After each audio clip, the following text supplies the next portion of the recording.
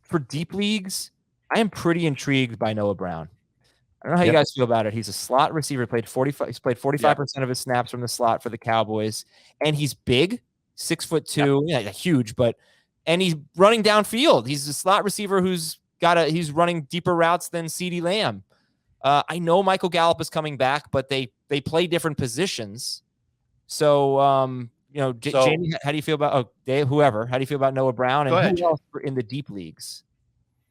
Yeah, Noah Brown certainly qualifies. Dave mentioned Brashad Perryman, but I think it's just kind of pick your poison with the Bucs at this point because Scott Miller led them in targets last week. They just added Cole Beasley.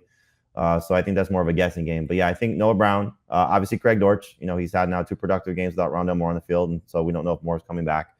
Ashton Doolin led the team in targets last week. And if there is no Michael Pierce, he could be an option for you in deeper leagues. Dave mentioned Nelson Aguilar. I mentioned the column as well. Somebody who, can have some opportunities as well. Against the Ravens if they're banged up. I think those are the best ones. Who's your favorite? Noah Brown.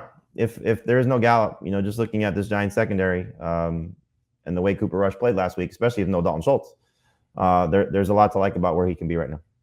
I think he's caught every target thrown his way. I think the Schultz, and didn't even consider the Schultz impact. Yes. Point. All right.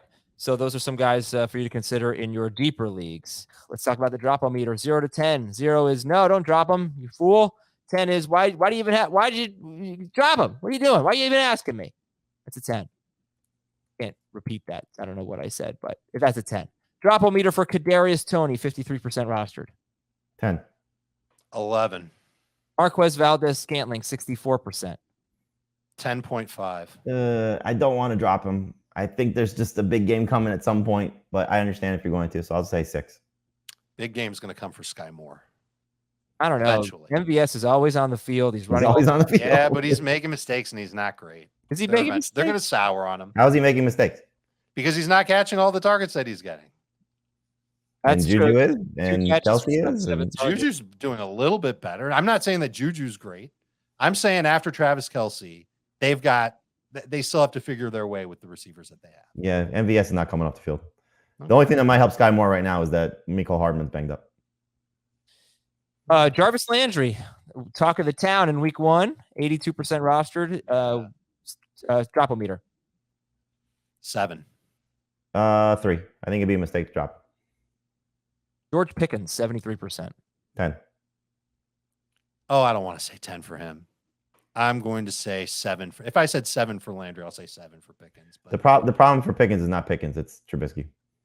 Right, and we'll see what happens when the offensive line's the biggest issue in Pittsburgh. There's no question. They're going to have a new quarterback soon. Yeah.